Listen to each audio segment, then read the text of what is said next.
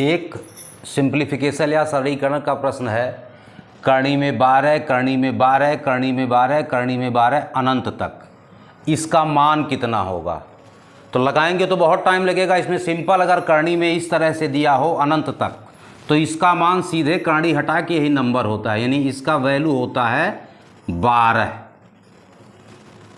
केवल करणी हटाना और कुछ नहीं करना है। अब इसी तरह से एक दूसरा सवाल वहाँ देखिए लिखा है, ये घनमूल है। 3 करणी में 64, फिर 3 करणी में 64, फिर 3 करणी में 64, फिर 3 करणी में 64, ये ऐसे ऐसे अनंत तक गया है। तो इसका वैल्यू कितना होगा?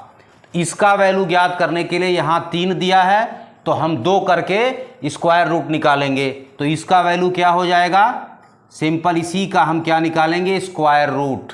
तो 64 का स्क्वायर रूट क्या होता है? 8। इसका मतलब इस पूरे की वैल्यू हो गई 8 और इस पूरे की वैल्यू हो गई 12। अब प्रश्न ये उठ रहा होगा कि ऐसे मैंने कह कैसे दिया, ये होगा कैसे? तो इसका प्रूफ हम देख लेते हैं। हमने मान लिया कि x बराबर ये करणी में 12, फिर करणी में 12, फिर करणी में 12, इसी तरह से अनंत तक है।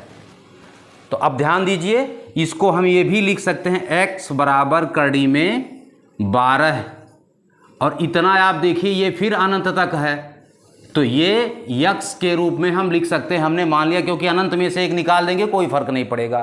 तो ये हो गया 12 गुणे x, इतना हो गया। यही लाइन आपको समझना है। यहाँ हमने लिख लिया 12 गुणे x। अब दोनों तरफ का वर्ग कर दीजिए। दोनों तरफ का जब हम वर्ग करेंगे तो ये हो जाएगा x स्क्वायर बराबर, वर्ग करने से आपको पता है करणी हट जाती है, तो x बराबर हो गया 12x। अब यहाँ से देखिए x नीचे आ गया, ये बराबर आ गया 12, और यहाँ से आ गया x बराबर 12। और x हमने माना किसको है? इसी संख्या को हमने माना है x। तो इसका मतलब x अर्थात ये बराबर 12। तो इतना लंबा चौड़ा नहीं करना पड़े, इस नाते हमने सीधे ही लिख दिया कि केवल यही आप लिख दीजिए। उसी तरह से उसको देखते हैं, इसको भी हम x मान सकते हैं। तो x बराबर 3 करणी में 64, फिर यहाँ हो गया 3 करणी में 64, फिर 3 करणी में 64 अनंत तक। यहाँ देखिए हमने स्क्वायर किया था, यहाँ हम क्या करेंगे? दोनों तरफ का घन करेंगे, यानी क्यूब करेंगे। तो जब क्यूब करेंगे तो ये हो जाएगा x क्यूब बराबर, ये इसी प्रकार से हो जाएगा 64, और ये x, इसकी जगह पर हम x लिख सकते हैं। जब हम क्यूब करेंगे तो ये 3 हट जाएगा पहले वाले पर से। पहले वाले पर से जब ये हटेगा तो बाद में बचेगा 3 करणी में 64, फिर 3 करणी में 64, 3 करणी में 64 अनंत तक। तो इसको हम लिख सकते हैं x। अब यहाँ से देखिए ये नीचे आएगा, x क्यूब बटा x बराबर 64 आ गया।